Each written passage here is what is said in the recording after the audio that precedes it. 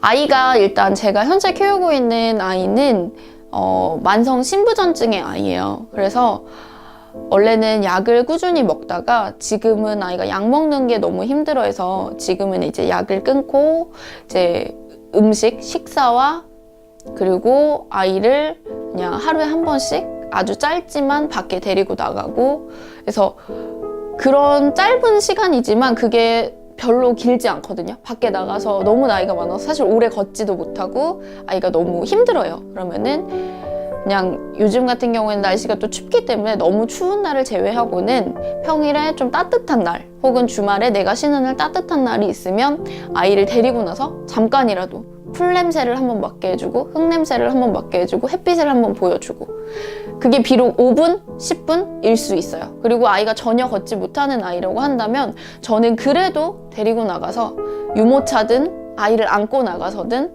그 아이랑 나가서 실제 그 교감을 하는 시간이 저는 중요하다고 생각을 해요. 산책을 하는 것도 물론 의미가 있지만 내가 이 아이를 한 번 더 산책을 다녀오면 어쨌든 발이라도 한번 닦여줄 거고, 그쵸? 아이를 한 번이라도 더 만져줄 거고, 그런 시간 자체가 저는 굉장히 더 의미 있다고 생각을 하거든요. 그래서 무조건 아프니까 넌 집에만 있어. 사람도 왜 연세가 드신 분들 요양원 같은 데 가면은 요양원에만 맡겨두고 자식도 안 찾아오고 이러면 오히려 되게 우울증도 많이 걸리고 한다고들 하시잖아요. 그러니까 너는 아프니까 가만히 있어가 아니라 너는 아프지만, 그리고 저는 실제로 산책을 매일매일 하던 아이 같은 경우에는 본인이 아프다고 해서 그거를 못하는 게 더 많이 힘들 것 같다라는 생각을 해요. 네. 매일같이 나가서 사람들 지나다니는 걸 구경을 하고 차가 지나다니는 걸 구경을 하고 그랬던 게 어느 순간 아파서 한순간에 그걸 못 해버리면 이 아이 입장에서는, 그리고 실제로 나이가 많고 아픈 아이들 같은 경우는 주로 밤에 잠을 못 자는 경우도 굉장히 많거든요. 좀 그럴 때 오히려 밖에 나가서 낮 시간에 좀 뛰어놀고 햇빛도 보고 좀 풀냄새, 흙냄새, 벌레 같은 냄새 이런 것도 보게 해주고 그러면은 밤에도 훨씬 더 잠을 잘 자요.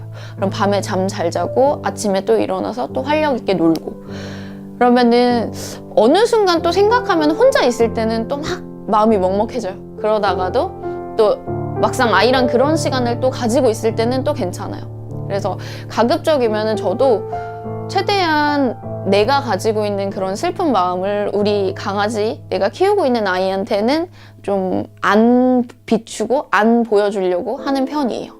그거를 아이가 느꼈을 때 그거를 어떤 느낌일지, 본인이 아픈 거는 사실은 그 강아지 자신이 아픈 거잖아요. 근데 그 아픔과 더불어 주인이 가지고 있는 상실감과 주인에 대한, 이 강아지 입장에서 주인을 혼자 떠나보내고 가야 되는 입장인데 그러한 것들까지 내가 너무 이 아이한테 부담을 주는 게 아닐까?